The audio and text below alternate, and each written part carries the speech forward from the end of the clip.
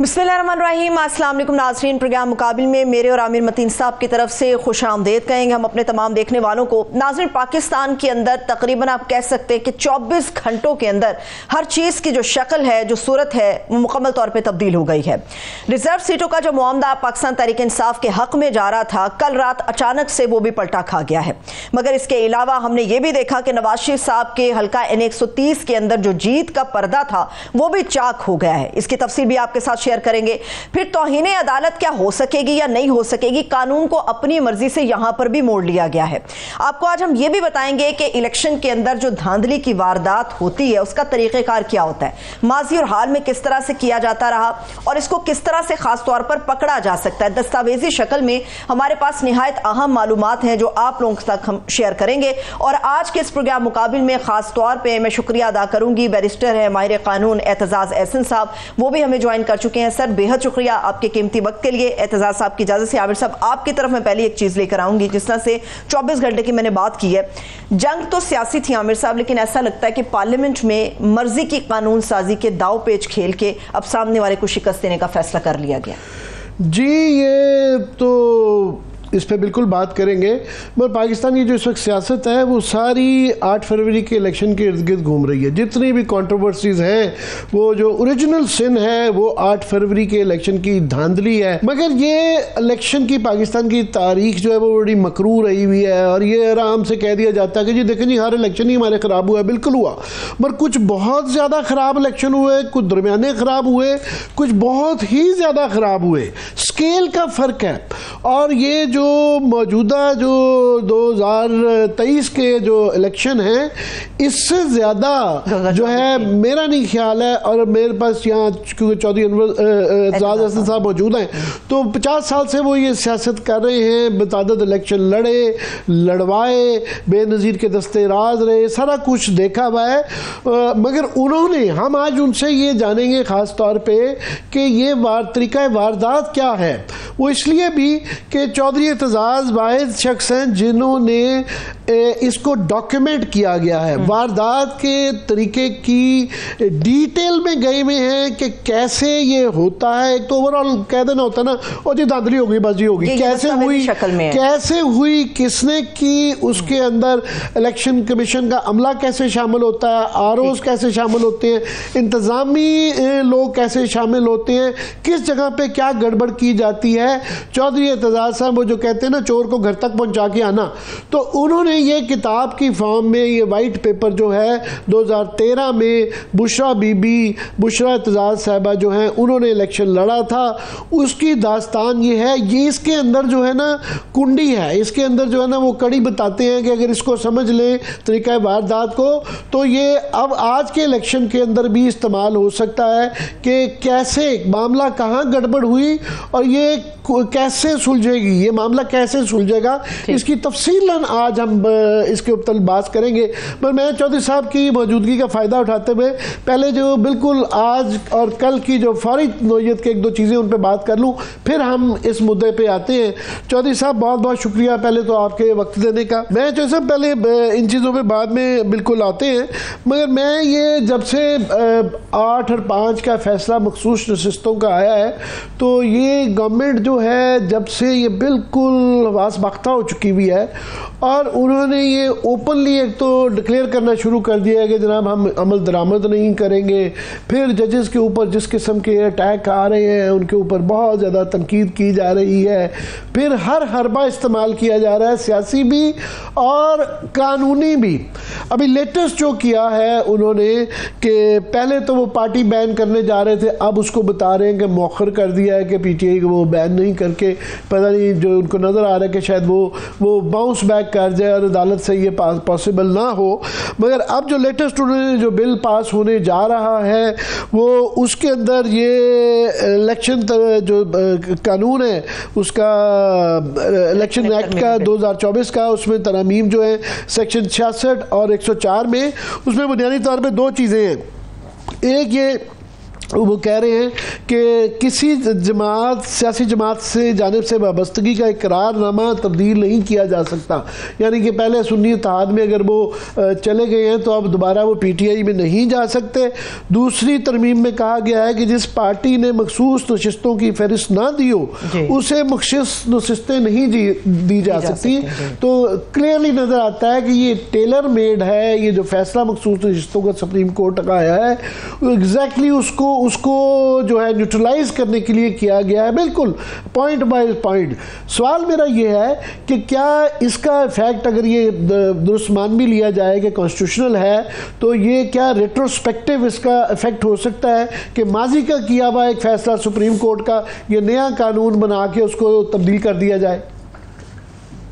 इसमें आमिर जो सबसे वाज़ेह बात है, नुमायां बात है कि ये याद रखना चाहिए कि ये एक लिहाज से जो पार्टी में शमूलियत का इख्तियार और सवाबदीद है, ये शामिल होने वाले की सवाबदीद है शहरी की।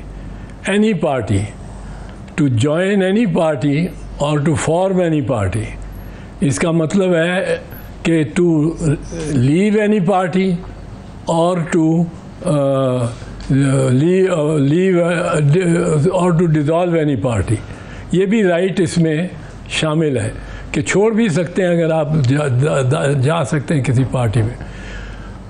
अब इसमें सवाल सिर्फ ये है कि क्या अगर कोई पार्टी छोड़ के डिक्लेरेशन दे के और छोड़ जाता है, उसका वोट काउंट होगा फॉर विमेन सीट, वो रोकी जा सकती है बात, वो कहा जा सकता है क्योंकि वो फंडामेंटल राइट में से नहीं है।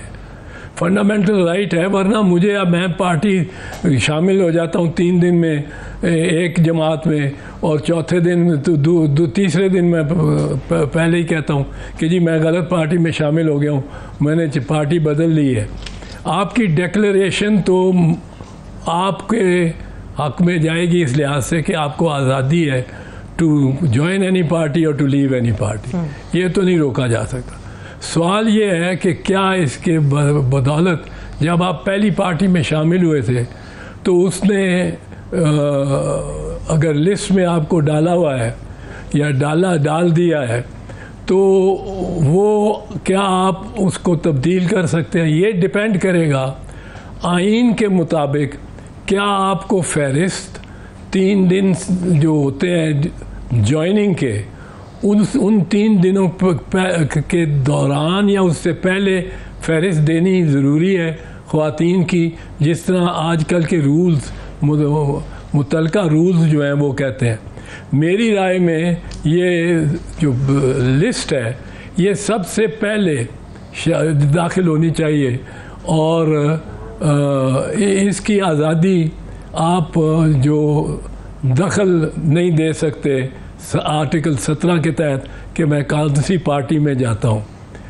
अगर लिस्ट पहले से दी गई है तो फिर मुझे उसी पार्टी को मैं शामिल किया जाऊँगा औरतों की नशिस्तों के लिए। अगर लिस्ट बाद में दी जाती है तो नशिस्तों जिस तरह पहले देने का यहाँ कानून और ज़ाब्ता है, लेकिन ये ज़ाब्ता भी आर्टिकल 17 के ख़िलाफ़ है, लेकिन अभी तक यही चल रहा है और यही राइजुल वक्त है कि लिस्ट पहले दे दी जाएगी ख़वातीन की और बाद में तीसरे दिन जाके काउंट किया जाएगा कि कितने कितने किसको मिलेंगे सीटें। इसमें एक तादाद है जो कि मेरा ख्याल है किसी ने पिटीशन कर दी तो वो उसको सुप्रीम कोर्ट ही को उसकी तशरीह करनी पड़ेगी। तो सर यहाँ पे जो, क्योंकि ये तो बिल्कुल आप सही कह रहे हैं, मुरवजा तरीक़ाकार राइजुल वक्त यही है, मगर मखसूस नशिस्तों के फ़ैसले के अंदर उसके मतलब जो ये एतराज़ गवर्नमेंट की तरफ से आ रहा है वो कह रहे हैं कि इन्होंने तशरीह नहीं की, इन्होंने कॉन्स्टिट्यूशन री राइट किया है। गालिबन उर्दू में तहरीफ़ करना उसे कहते हैं कि इन्होंने तहरीफ़ की है। तो क्योंकि इन्होंने 15 दिन का दोबारा टाइम दे दिया, फिर जो है एक ओथ पहले भी वो ले चुके हुए तो तब्दील करने का किया, तो क्या ये तशरीह थी या तहरीफ थी? सुप्रीम कोर्ट तशरीह करता है, अगर तारीफ करे तो वो भी तशरीह मानी जाती है क्योंकि सुप्रीम कोर्ट इंटरप्रिटेशन या तशरीह का हतमी लेवल है, सतह है। और उसको अगर आपने ये भी समझ रहे हैं, ये इस बात को जो पार्लियामेंट है पाकिस्तान की, वो इस वक्त उसको इदराक है कि सुप्रीम कोर्ट ही फाइनल वर्ड है। और इसी वो सियासी एतबार से ज़रूर कहते हैं कि ये तहरीफ है या ये री राइटिंग दी कॉन्स्टिट्यूशन है, लेकिन जब वो उनके कानून को जो तरमीम वो लाना चाह रहे हैं, उसमें हम पढ़ते हैं कि notwithstanding any judgment of any of the supreme court और एनी हाई कोर्ट, इसका मतलब है कि ये उस सो कॉल्ड मुबैना तहरीफ को ख़त्म कर रहे हैं। उसको मान रहे हैं कि वो कानून है, लेकिन उसको ख़त्म करने के लिए ये कानून, नया कानून जो तरमीम है, ये लानी ज़रूरी है, वरना तो वो तहरीफ को इग्नोर कर सकते हैं। पर ज़रूरी अगर है ये, और जो कि है, तो फिर एक और मसला आएगा पार्लियामेंट के रास्ते में कि पार्लियामेंट क्या सुप्रीम कोर्ट के फ़ैसले को बग़ैर आइनी तरमीम के सेट असाइड कर सकती है, जब आइन कहता है कि सुप्रीम कोर्ट का फ़ैसला so far as it decides the question of law will be final and applicable on everyone. So ये आप कह रहे हैं कि कानून के ज़रिए ये अगर करना होगा तो आईनी तरमीम लानी होगी। दूसरा, इसका रेट्रोस्पेक्टिव फैक्ट जो है, उसको जो फैसला आ चुका है उसको ये किसी उससे ये इन्फ्लुएंस नहीं करता। ये जब तक ये आईनी तरमीम ना हो और आइन में तरमीम 2/3 अक्सरियत से हो, फिर वो सुप्रीम कोर्ट की जजमेंट को, और आप देखते हैं कि जितनी आइनी तरामीम होती हैं, आइनी तरामीम में अक्सर ये कहा जाता है notwithstanding any judgment by the supreme court और द हाई कोर्ट। ये हाई कोर्ट सूबाई लॉ के बारे में कर सकता है और सुप्रीम कोर्ट के लॉ को, यानी आई एम सॉरी, मतलब है जो प्रोविंशियल पार्लियामेंट है वो सूबाई लॉ को सेट असाइड कर सकती है या रिवर्स कर सकती है, और पार्लियामेंट कर सकती है सुप्रीम कोर्ट की जजमेंट को, लेकिन through a majority of 2/3 each house. ये आपने बीच में हल्का सा जिक्र कर दिया हाई कोर्ट की पावर का, तो सब ये भी कंट्रोवर्सी चल रही है कि एक हाई कोर्ट की जो है जुरिस्डिक्शन जो है उसी सूबे तक होगी, लाहौर हाई कोर्ट की सिर्फ पंजाब तक होगी या दूसरे हाई कोर्ट्स तक भी हो सकती है। ये फाइज़ साहब की अभी हाल ही में कुछ ऑब्जर्वेशन आई है जिसकी वजह से ये बहस छिड़ गई। नहीं, ये हर सूबे में वो सारे पाकिस्तान, ऑल पाकिस्तान लेवल पे जजमेंट्स होती हैं हाई कोर्ट्स की, एप्लीकेबल एंड वैलिड, लेकिन अक्सर औकात और ज़्यादातर जब तक सिंध हाई कोर्ट उसको, उस व्यू को अपना ना ले, वो उससे गुरेज किया जा सकता है। सिंध हाई कोर्ट क्यों? अगर पंजाब के व्यू को, और अक्सर डिसएग्रीमेंट भी हो जाती है, डिसएग्रीमेंट हो तो फिर वो सुप्रीम कोर्ट में जाता है। एक बहुत मारूफ केस 60s का है जो जमात इस्लामी को बैन किया गया था जब अयूब खान के वक्त। ईस्ट पाकिस्तान ने उस बैन को उड़ा दिया था, ईस्ट पाकिस्तान हाई कोर्ट ने, और वेस्ट पाकिस्तान हाई कोर्ट ने उसको कायम रखा था, और फिर सुप्रीम कोर्ट ने उसको ख़त्म कर दिया। तो आप ये कह रहे हैं कि उसको वैल्यू दी जाती है एक हाई कोर्ट को दूसरे सूबे के अंदर भी, अनटिल कि उसको रद्द कर दिया जाए। जी जी, वैल्यू दी जाती है उसको लॉ, एप्लीकेबल लॉ समझा जाता है, पर अगर उसके अपने हाई कोर्ट का, उस सूबे के हाई कोर्ट का अपना फैसला उसके मुखालिफ आ जाए तो फिर वो एप्लीकेबल नहीं होता in the second high court.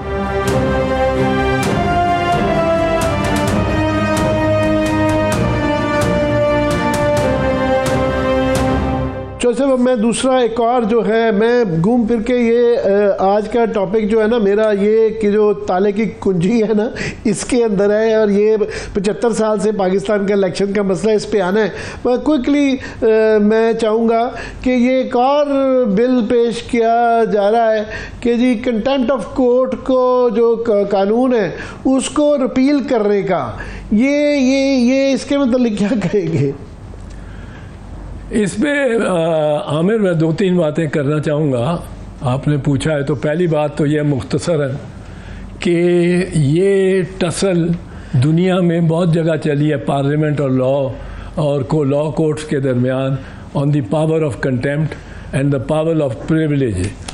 Privilege high court या कोर्ट्स क्लेम करते हैं कि हमारा एक ख़ास समय ये हमारा दर्जा है और उसके हमारे ये प्रिविलेजेस हैं, मराहत हैं, जो कि लीगली होते हैं, फ्रीडम ऑफ स्पीच वगैरह, पार्लियामेंट में कोई मुदाखलत नहीं कर सकता। दूसरी तरफ कोर्ट्स का अपना होता है कंटेम्प्ट ऑफ कोर्ट, के हमारी एक डिग्निटी है। पहली बात तो ये कहूँ कि बड़ी अफसोस की बात है पाकिस्तान की जुडिशरी के बारे में, मैं ये कहूँगा और बरमला कहूँगा कि हमने कंटेम्प्ट ऑफ कोर्ट को एक मजाक बनाया हुआ है, एक हथियार ही बनाया हुआ है। और स्वाबदीदी तौर पे आप देखें कि तलाल चौधरी, मैं उसका कोई फ़ैन नहीं हूँ, पर मैं समझता हूँ उसके साथ अगर तलाल चौधरी या अपना दानियाल अजीज़, इनको तो सज़ा हो जाती है, कर देते हैं। और जब फैसल वाडा पेश होता है, वाडा, तो फिर वो माफ़ी मांगता है। वो भी, उन्होंने भी इस तरह जान छुड़ाने की कोशिश की थी, पर उनको उन्होंने ट्रायल किया। अब फैसल वाडा आके खड़ा होके, वाडा आके खड़ा होके वो जब कहता है कुछ, तो उसके लिए उसको रास्ता दे दिया जाता है कि आप जाओ, कुछ आपने नहीं किया। ये कोर्ट्स ने भी बड़ी इस मामले में कंफ्यूजन क्रिएट की है। मैं ये समझता हूँ it is better to have no law of contempt than to have a law of contempt which is violated by the courts, जिसके बारे में अदालतों का बड़ा हर किस्म का रवैया रहता है और मुख्तलिफ स्वाबदीदी रवैया रहता है। लॉर्ड डेनिंग के एक जजमेंट है जिसमें उन्होंने कहा कंटेम्प्ट ऑफ कोर्ट एक शख्स पे लगी और उसने वाकई बड़ा तज़ीक की थी हाई कोर्ट ऑफ इंग्लैंड की। तो Lord Denning master of the rolls यानी सीनियर प्यूनी जज थे, इनके पास आया वो केस, तो उन्होंने कहा कि I know instance where the court, this court has held anybody for contempt because he has violated the dignity of the court. The dignity of the court does not rest on these such specious values. It rests on the quality of our judgments. If we give good judgments, we will be looked at with dignity, and if we make bad judgments, so we will have no dignity. तो उसने कहा ये contempt of court का तो कानून ही कोई नहीं, और ना ये मैं मानता हूं कि कंटेम्प्ट ऑफ कोर्ट लगनी चाहिए। अब हमारे यहाँ कंटेम्प्ट ऑफ कोर्ट सारा वक्त किसी अफसर को, किसी शहरी को डराने के लिए लगी जाती है, और अक्सर बहस कर रहा हो वकील तो जजेस, ये कई दफ़ा देखा है, वो कहते हैं कि मगर सम जजेस मोर देन अदर्स, जिस तरह फवाद चौधरी के दौर में साकिब निसार के बहुत ज़्यादा, फैसल साहब भी, ये बहुत ज़्यादा डराया जाता है कि बहू बॉगी मैन। ये जारी रखिएगा। हाँ बिल्कुल, ये तो मैं कोई कंटेम्प्ट ऑफ कोर्ट का इतना शहदाई नहीं हूँ, ना मैं समझता हूँ पार्लियामेंट को ये इख्तियार होना चाहिए कि वो डिटरमिन करे कि कंटेम्प्ट ऑफ कोर्ट की क्या हदूद है और क्या। अच्छा सर, इसी में से मैं आपसे रहनुमाई लेना चाहूँगी। ये जो हम तौहीन अदालत के कानून की बात कर रहे हैं, अभी इससे पहले मखसूस नशिस्तों की बात आमिर साहब ने भी आपके सामने रखी। सर मुझे ये बताइएगा, ये तो अदालत का एक बड़ा मामला है, अदालत ने हुक्म दिया है कि मखसूस नशिस्तें हैं, ये PTI का राइट है, PTI को मिलनी चाहिए। रात गए इसके ऊपर बिल आता है, कायमा कमेटी, और हम देख रहे हैं कि वो ओवरऑल पास होता जा रहा है। ये तो फिर तौहीन अदालत के ज़ुमरे में आता है अगर आप अदालत की बात नहीं मानते। लेकिन हुकूमत तो यहाँ पर तौहीन अदालत के कानून को ख़त्म करने की भी तैयारियां कर रही है, तो इसमें फिर क्या आप रहनुमाई करेंगे? क्या हो सकता है इसमें? तौहीन अदालत भी ख़त्म कर रहे हैं और अदालत का फैसला भी ख़त्म कर रहे हैं, ये तो फिर जंगल का कानून नहीं हो जाता? ये सरवत तुमने बहुत अच्छी बात की है और ये बेसिक है, इसमें मैं एकदम पीछे हटता हूँ। जो मैंने बात की है, आपने याद दिला दिया कि there is the fault in my argument. हाँ, एक जगह कंटेम्प्ट लगनी चाहिए और वो होती है व्हेन जब के किसी अदालती हुक्म की खिलाफ वर्जी की जा रही हो। अदालत कहती है ये घर अलिफ का है, ये अलिफ को दे दो, बे उसको दाखिल नहीं होने देता, तो ये 90 दिन का इलेक्शन करवाओ, वो कहते हैं हम नहीं करवाते, हमने जो करना है कर लें।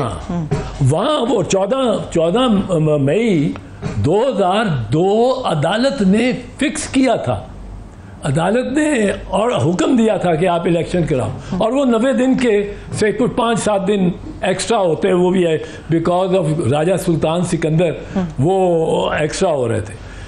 पर वो हुक्म को ना मानना वो तौहीन अदालत है। अदालत की डिग्निटी को, अदालत के को यूँ कहिए कि अगर कोई अदालत की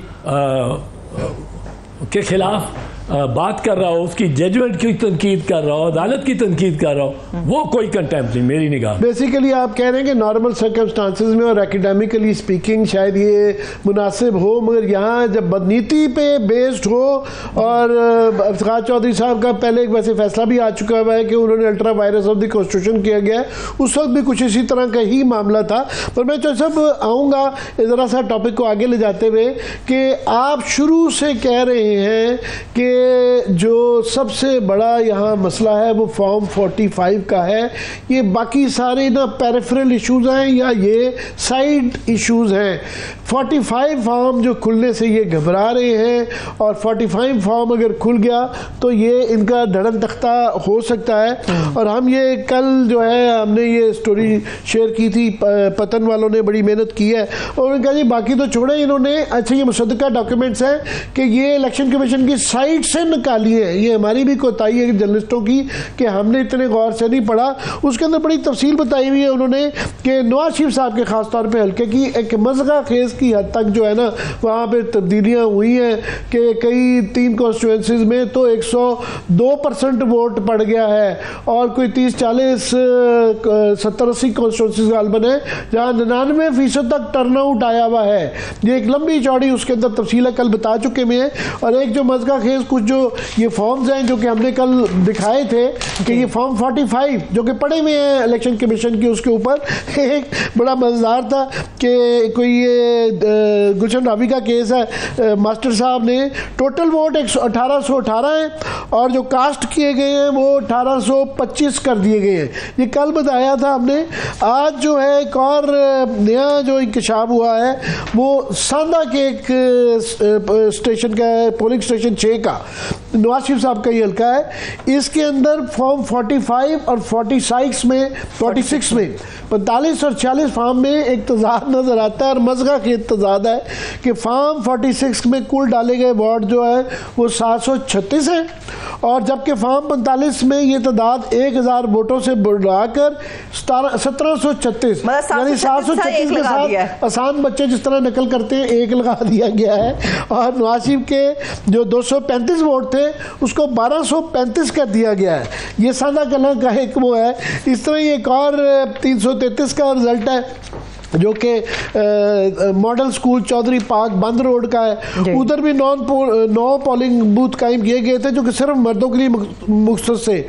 इस पोलिंग स्टेशन का टर्नआउट भी 99% रहा, जबकि फॉर्म 44 पर डाले गए कुल वोट 2436 थे, और दुरुस्त वोटों की कुल तादाद जो थी वो 34 थी, जबकि 2 वोट 2434 थी, जबकि 2 वोट मुस्तरद हुए। नवाज शरीफ को हासिल होने वाले वोटों की 1308 बना दिया गया। तो चौधरी साहब मैं ये इसको जोड़ना चाहूँगा, ये आपकी ये वही पुरानी वारदात है, ये तार के लौंडे वाली दवा है जो इस्तेमाल की गई। मैं उस पर इसकी तफसील बताता हूँ क्विकली कि जो फॉर्म 45 की ये जो नई तफसीलात आ रही हैं, तो मगर उसके बावजूद भी ट्राइब्यूनल जो है पंजाब के अंदर बताया जा रहा है कि 8 को अभी भी रोका हुआ है कि वो नहीं काम कर पाएंगे। तो ये किधर मामला जा रहा है? आमिर, बात ये है कि ये एक तरीका जो इस वक्त अपनाया हुआ है ना, जो 2013 में भी, 2018 में भी और 2024 में भी जो अपनाया गया है, वो बुनियादी तौर पे मदर ऑफ ऑल रिगर्स का फार्मूला है। उससे बड़ा बेहतर फार्मूला नहीं हो सकता। वो फार्मूला ये है कि आप इलेक्शन डे पे, ऑन द पोलिंग डे, कोई इंसिडेंट ना होने दें। कोई हो जाएगा, फिर भी हो जाएगा तो एक आध, पर वो ज़ाती दुश्मनी होगी, वो गोलियां चल जाएंगी आमने सामने। पर अब ये कहा जाता है कि जब तक पोलिंग स्टेशन पे गोली ना चले और कोई इस किस्म ना हो, वाकया ना हो, आप बैग्स जो है, जो पोलिंग बैग्स हैं, उनको नहीं खोल सकते। अगर तो गोली चल गई है, एक बंदा मर गया है, फिर आप कह सकते हैं जी ये पोलिंग रुका रहा और 6 घंटे रुका रहा और अब वोटर नहीं आ सके, आप यहाँ रीपोल करा दें।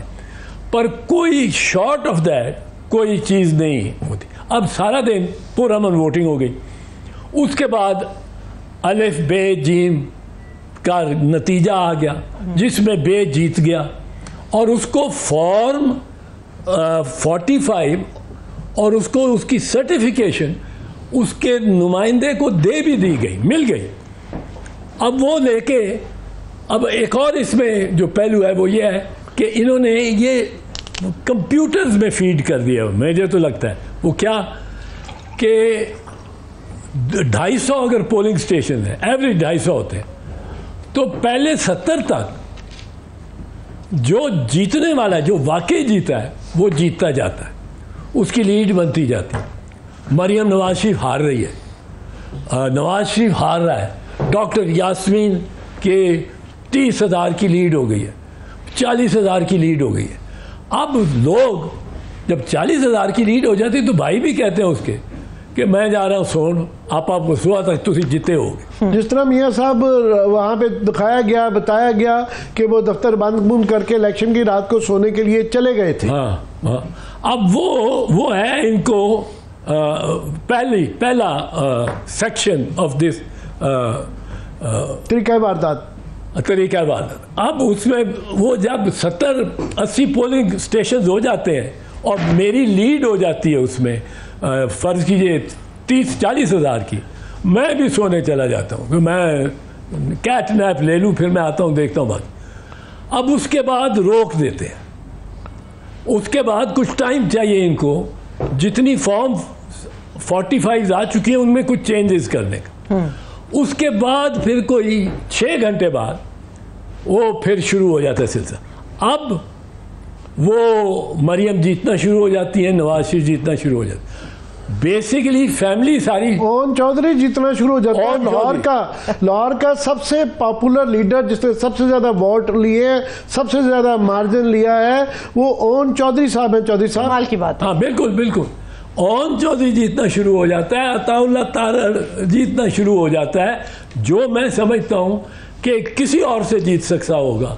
वो बावजूद इसके कि Bilawal also does not belong to Lahore, वो बिलावल भुट्टो जरदारी को नहीं हरा सकता था, क्योंकि बिलावल ने एक बड़ी इसमें बड़ा पॉपुलैरिटी, एक शाइस्ता campaign, and then he has a national personality.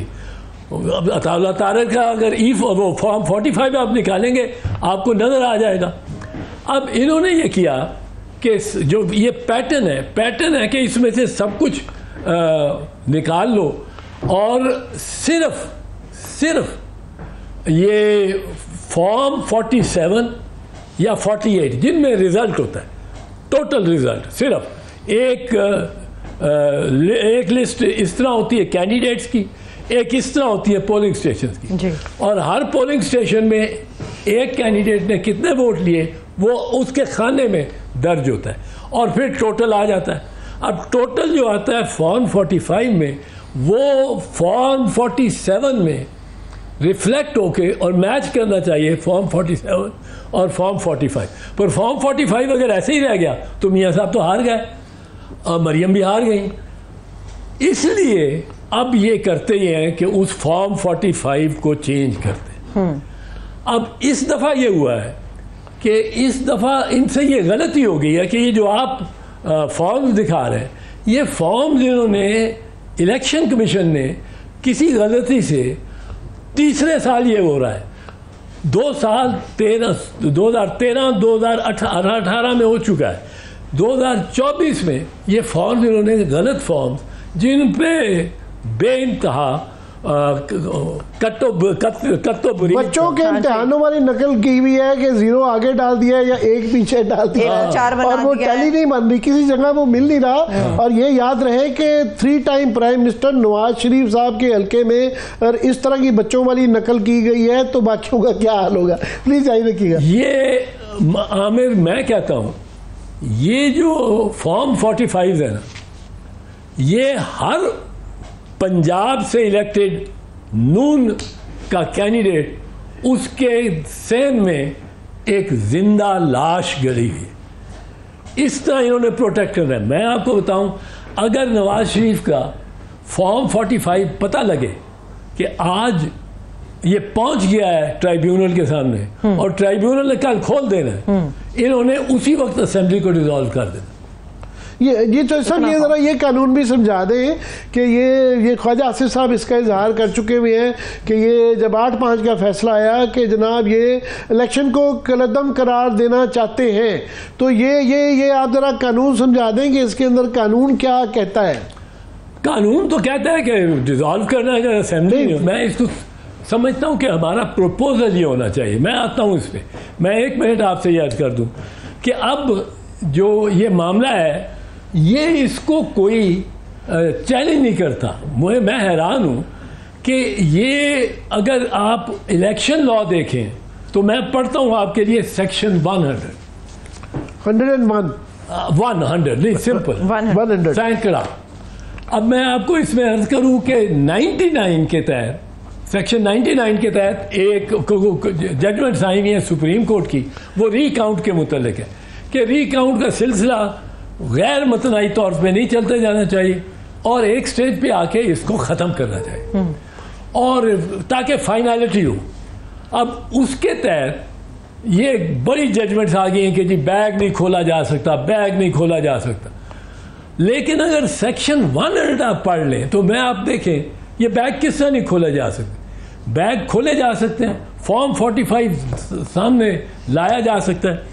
Section 100 कहता है। अगर आपकी इजाजत तो सर एक छोटा सा ब्रेक लेते हैं, ब्रेक से वापस आके गुफ्तगू यहीं से ब्रेक से आए तो मैं उसके बाद ये चौधरी साहब ने बैग खिलवाए हुए हैं ये अपनी कॉन्स्टिट्यूंसी के 2013 के अंदर, तो वो इन्हीं ये जो कानून के तहत खिलवाए हुए उसकी भी बड़ी होशरुबा तफसीलात बताएंगे। बिल्कुल, सेक्शन 100 की जो बात हो रही है उससे मुतालिक भी डिटेल आप लोगों के साथ शेयर करेंगे, कहीं मत जाइएगा, स्टे विद अस।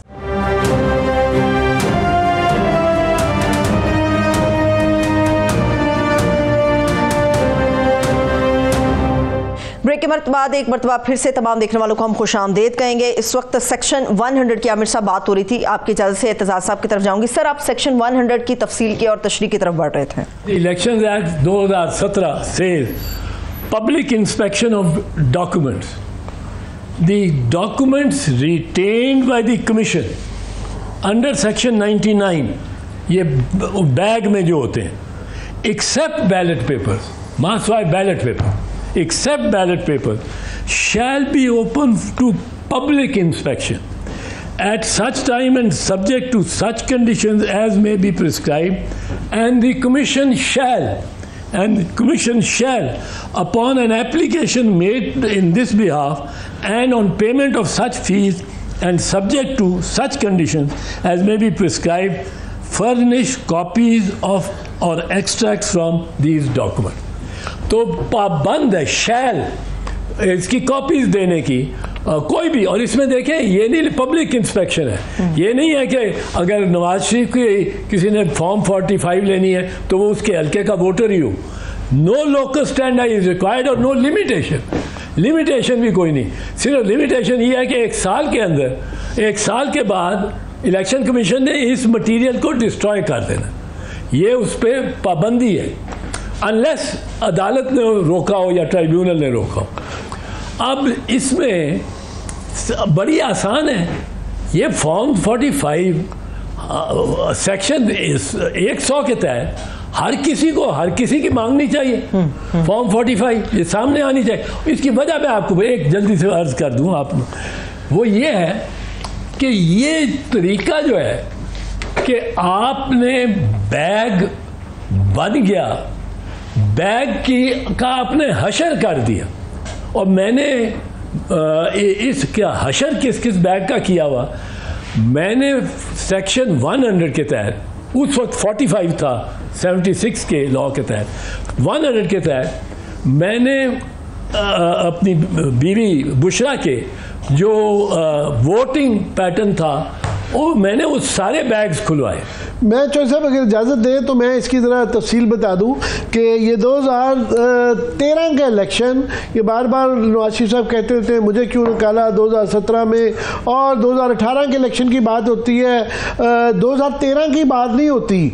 तो 2013 के अंदर भी कुछ कम नहीं किया गया था, और उसकी सबसे बड़ी निशानी जो है, क्योंकि बाकी तो फिर से भी हो सकती है ना, अक्सर लोग नहीं मानते ये, क्योंकि चौधरी साहब ने बड़ी मेहनत करके ये बीबी बुशरा एतजाज साहबा, उन्होंने ये इलेक्शन लड़ा था। उस ज़माने में ये 124 होता था, अब इसका हल्का नंबर तब्दील हो गया है। ये तारीखी तौर पे पीपल्स पार्टी का हल्का रहा, इसमें चौधरी साहब मार्जिन के साथ पहले जीतते रहे और पीपल्स पार्टी के ही लोग जीतते थे। 30-40 साल से ये सिलसिला जारी था।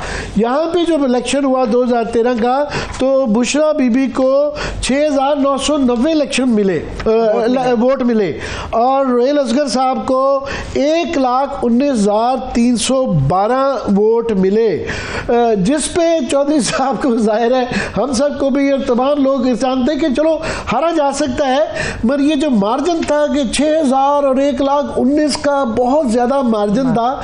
तो चौधरी साहब ने ये फिर बैग जो ये बता रहे हैं ये खिलवाए, और ये सेक्शन 100 के तहत खिलवाए, और खिलवाने के बाद ये मैं क्विकली तफसील बता दूं कि ये दरख्वास्त जब दी गई, उसके बाद इंस्पेक्शन के दौरान जब वो खोले गए, बैग खुले गए, तो इंस्पेक्शन के दौरान 2,264 पोलिंग स्टेशंस के थैलों में से 107 थैलों की सील टूटी हुई थी, वो मतलब खुल चुके हुए थे, उनके साथ जो होना था वो कर दी गई हुई थी। बाकी बचने वाले पोलिंग बैग्स में 38 थैलों पर किसी किस्म की सील का कोई निशान मौजूद ही नहीं था, सील ही नहीं थी, कुछ के टेम्पर हुई भी थी, कुछ की सील ही नहीं थी। बुशरा बीबी के वकील ने 145 पोलिंग बैग्स में होने वाली छेड़छाड़ की निशानदेही की और उनका मुआयना करने से इनकार कर दिया।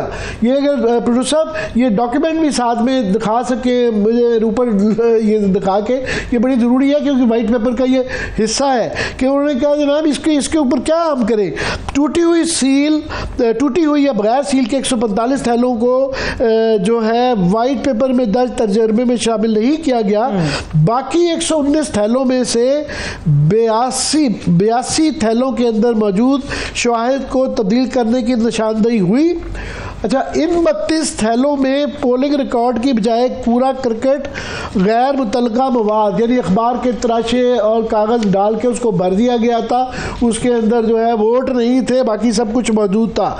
पोलिंग थैले में कूड़े करकट की मौजूदगी के इतराफ़ जो कामयाब उम्मीदवार हैं उन्होंने भी जो है ना, उनके वकील ने भी तहरीरी तौर पे साइन किया हुआ, ये नज़र आ रहा है यहाँ पे, उन्होंने लिखा है जी हाँ हम मानते हैं कि इसके अंदर से कूड़ा करकट निकला है।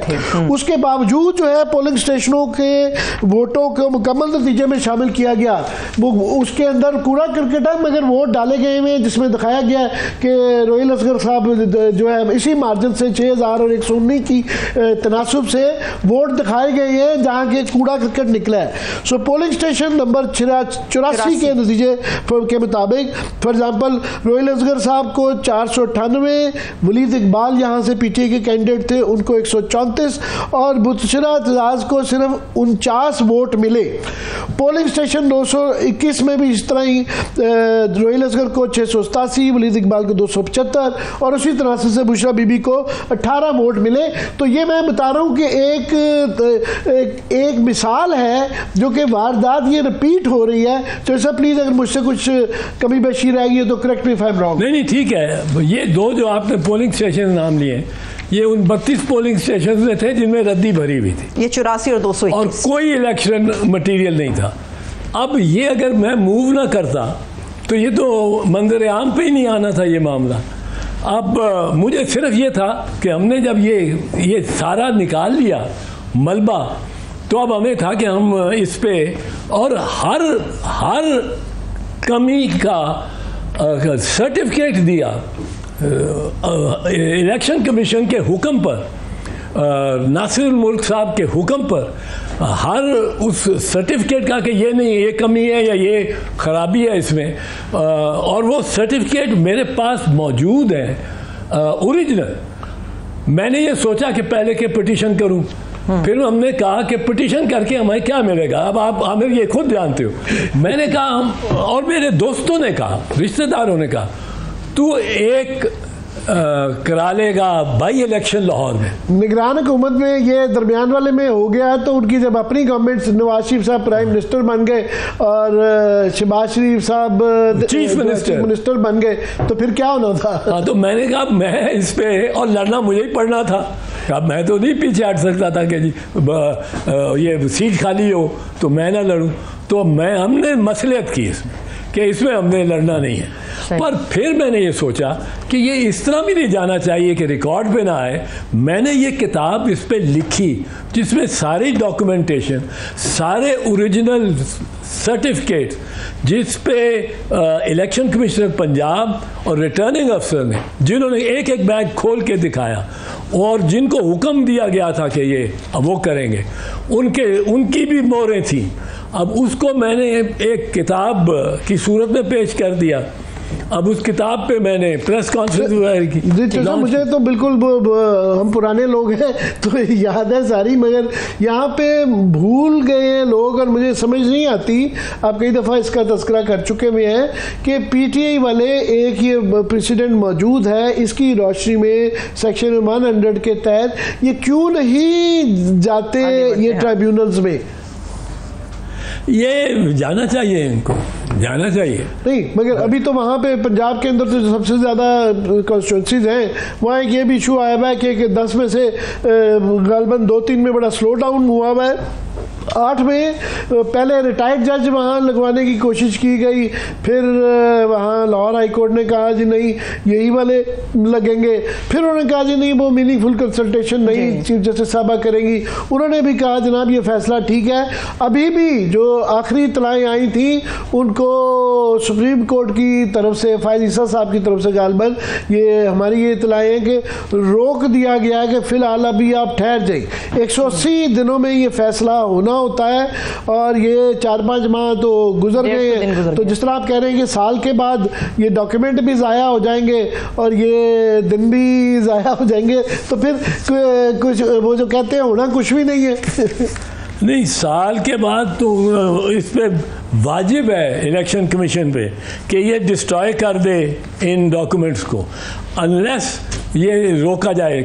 सेक्शन 99 का सब सेक्शन 7 कहता है the commission shall retain the document contained in the packets deposited under sub section 4 for a period of 1 year from the date of the deposit, जिस दिन ये वो उस तक पहुँचे, and shall thereafter subject to any order of the tribunal or other court cause them to be destroyed. मगर चौधरी साहब उसमें सुप्रीम कोर्ट जो अगर ये केसेस लगे हो तो अदालतें रोक भी सकती हैं, मगर यहाँ क्योंकि इलेक्शन कमीशन की जिस तरीके से माजी के फैसले हुए हैं और एक बदनीति का पहलू नज़र आता है, उसकी रोशनी में बड़ा इसमें इम्कान इस बात का है कि ये डिस्टॉर्ट हो ही जाएगा। मगर एक तो है इसका ये कानूनी जो पहलू आपने बयान किया है, एक इखलाकी पहलू भी है कि जिस तरह ये हमने बताया कि मज़ा खेज तरीके से नवाज शरीफ साहब का हल्का जो है, अब वो 3 टाइम प्राइम मिनिस्टर हैं, कई चीज़ों पे हमें उनके एतराज़ होगा, मगर बहरहाल office of the prime minister, 3 time prime minister, ये बच्चों वाली नकल से हो तो इंसान जो है उम्मीद करता है कि बड़े ऑफिस के अंदर जब बैठा होता है वो एक अपनी शान दिखाता है कि जनाब ये बहुत ही मुझे कबूल नहीं है। मैं फॉर एग्जांपल मेरा ख्याल है ख्वाजा साद रफीक जो है वो अभी आजकल ये सारी उसमें वो खामोश नज़र आ रहे हैं, वो नहीं बोल रहे हैं। तो काफ़ी इस तरह के लोग हैं जिनको बताया जाता है कि जी हमें भी ऑफर हुई थी कि आपको भी जितवा देते हैं, ये करना पड़ेगा, उन्होंने इनकार किया। तो ये इखलाकी पहलू भी तो है। आमिर, बिल्कुल इखलाकी पहलू है। और मैंने सबसे पहले जिस दिन ये अपलोड हुआ मियाँ साहब का फॉर्म 45 और वो उसका मजाक उड़ा के कितना उस दफ़ा काटा हुआ, और मैंने ये कहा था मियाँ साहब अगर आपने बड़े सगीर के लेवल का वो बनना है एक शख्सियत और बहुत बड़ी सबसे उनमें, तो आप इस रिज़ल्ट को एक्सेप्ट ना करें। आप क्या, मुझे जिसने भी मेरे इस पे आलतू फालतू लाइनें डाली हैं, मैं इसको नहीं एक्सेप्ट करता। और मैं कहता हूँ इलेक्शन कमीशन को अप्लाई कर रहा हूँ कि डॉक्टर यास्मीन राशिद को ये सीट दे दे। इतना बड़ा कद बनना था, लेकिन मियाँ साहब ये जानते थे कि ये उनका इसी तरह जाली रिजल्ट है। क्योंकि मियाँ साहब, आपको 2013 में याद होगा, मियाँ साहब जब वोट पड़ गए, जब वोटर घर चले गए, मियाँ साहब ने विक्ट्री स्पीच की। और विक्ट्री स्पीच में अब मैं आपको बताऊं, उस वक्त मियाँ साहब मेजॉरिटी ले चुके थे। मेजॉरिटी तो उनको कह गया था कि आपको दे देंगे, अब मेजॉरिटी ले चुके थे। अब उन्होंने आपने ऊपर से क्या कहा कि मुझे अब मेजॉरिटी नहीं चाहिए, मुझे 2/3 मेजॉरिटी चाहिए। अब वो किसको कह रहे थे? वोटर तो वोट डाल चुका था, वोटर तो घर घर जा चुका था। 8:30 बजे आप, 5 बजे वोटिंग खत्म हुई है, 8:30 बजे आप कह रहे हैं कि मुझे 2/3 दो। वो कौन 2/3 दे सकता था?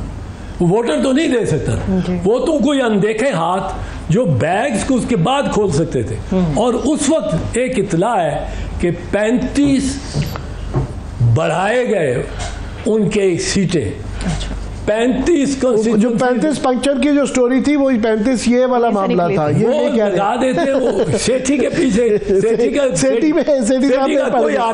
साहब पे पड़ गई। लास्ट नहीं चॉइस साहब, एक बड़ा आजकल ये बहस चल रही है, चीफ जस्टिस फाइज ईसा साहब ने अपनी ऑब्जर्वेशन इजाफी नोट के अंदर एक फैसले के अंदर अभी ये दी है, अतर मिनुल्लाह साहब पे, जस्टिस साहब पे बड़े एक किस्म की मैं समझता हूँ सख्त अल्फाज के अंदर जो है एक इशारे दिए गए हैं कि जी उनके फैसला लेट करने पे, और एक उसके अंदर एक सरमन सा है कि कितना ज़रूरी होता है टेकअप करना टाइम के लिए। और साथ में उससे पहले ये कंट्रोवर्सी भी हुई कि रिवीजन का जो मसला था ये वाला, तो वो कि जी ये छुट्टियों पे चले जाते हैं, ज़्यादा अहम काम है। एक तरफ ये है, दूसरी तरफ लोग पॉइंट आउट कर रहे हैं कि जनाब ये अरशद शरीफ का हमारा फैसला था, साल बाद टेकअप हुआ, उन्होंने कहा जी वो हमारे से टेक्निकल गलती हो गई थी, 3 जज जो की बजाय 5 का बेंच होना था, वो फिर गैर महीना मुद्दत के बाद वो हो गया। फिर धांधली का केस, वो इतने अरसे से वो है, वोट नहीं लगता, तो एक तरफ ये लेक्चर आ जाता है और दूसरी तरफ से अपने ही कई फैसले हैं जहां कोई सुनवाई नहीं हो रही। हमें बात यह है कि मैं गो अरशद शरीफ शहीद का भी जिक्र आया है और अतर मिनुल्लाह का भी, दोनों की मैं बहुत इज़्ज़त करता हूँ। और एक बात मैं पिछले से जुड़ी हुई ज़रा अर्ज़ कर दूँ, एक और वाक़या। ख्वाजा आसिफ ने, आपको याद होगा कि 2018 की इलेक्शन के बाद ये कहा था कि मुझे तो ये हरा रहे थे, मुझे पता लगा मुझे हरा रहे हैं, तो मैंने जनरल कमर बाजवा को फ़ोन किया, चीफ ऑफ आर्मी स्टाफ, आधी रात को कि जी मुझे तो हरा रहे हैं। उन्होंने क्या नहीं, तो नहीं हराना। बाद में उन्होंने कहा जी मैंने व्हाट्सएप मैसेज किया था। अब वो तो लास्ट 2 मिनट्स। अच्छा, अब मैं यहाँ तक ये ताल्लुक है, अतर मिनुल्लाह इज़ ए ब्रिलियंट जज एंड वी नीड सच जजेस। और ये जो कादी साहब का ज़रा है, he can't tolerate anybody but himself. और अरशद शरीफ का केस ना लगे, ये तो हमारे लिए, सबके लिए शर्मिंदगी की बात। जी चौधरी साहब बहुत बहुत शुक्रिया, बड़ा ही एक एजुकेटिव वो रहा। और ये जो बुनियादी बात है कि ये जो इस ताले की ये जो धांधली का ताला है जो हर 3 साल 5 साल जब भी इलेक्शन होते ही होता है, तो मैं समझता हूँ ये कुंजी है कि हाउ टू रिग इलेक्शंस। इस किताब के अंदर सारा कुछ मौजूद है। तो मेरी गुजारिश होगी कि जिसको शिकायत हो इस किताब को पढ़े और इसके ऊपर अमल पेरा हो तो मसले का हाल निकल आए। बहुत शुक्रिया, थैंक यू सो मच। मुझे 3 जुमले डाल लेने दो। वो एक चीज़ आपने भी कहा था और वो रह गई, और 3 जुमलों में मैं करूँगा। आमिर, बात यह है कि सोल्यूशन इसकी आप जिस तरह कह रहे हो होनी चाहिए। सोल्यूशन मेरी निगाह में ये है कि ये बैग्स की बिल्कुल सैंक्टिटी है, पर इस तरह हो कि हर दफ़ा जब इलेक्शन होता है तो जिस पॉलिटिकल पार्टी को कम से कम 10% सीटें मिली हैं उसको ये इख्तियार हो कि वो 5 या 10 हलकों के बैग्स जिसमें वो समझता है कि बड़ी धांधली हुई, मिसाल के तौर पे ख्वाजा आसिफ का हल्का हो, मेरा हल्का हो, नवाज शरीफ का हल्का हो, जिसमें वो समझते ज़्यादा धांधली हुई है, उसके बैग्स को वो खुलवा लेना। हर 10% सीटें लेने वाली जमात के हेड को ये इस इख्तियार और स्वाबदीद होनी चाहिए। तो वो ये इसी किस्म के डर की वजह से ख्वाजा आसिफ साहब जो कह रहे हैं कि इलेक्शन कल कदम है, ये इस तरह की रिकमेंडेशन है। मैं समझता था शायद कानून का हिस्सा ये रिकमेंडेशन है कि ऐसा होना चाहिए। बहुत बहुत शुक्रिया चौधरी साहब, thank you so much. Aitzaz Ahsan साहब मौजूद थे। सर आपके कीमती वक्त के लिए शुक्रिया। आमिर साहब थैंक यू सो मच। मुझे इजाज़त दीजिए, अपना ख्याल रखिए। खुदा हाफिज़।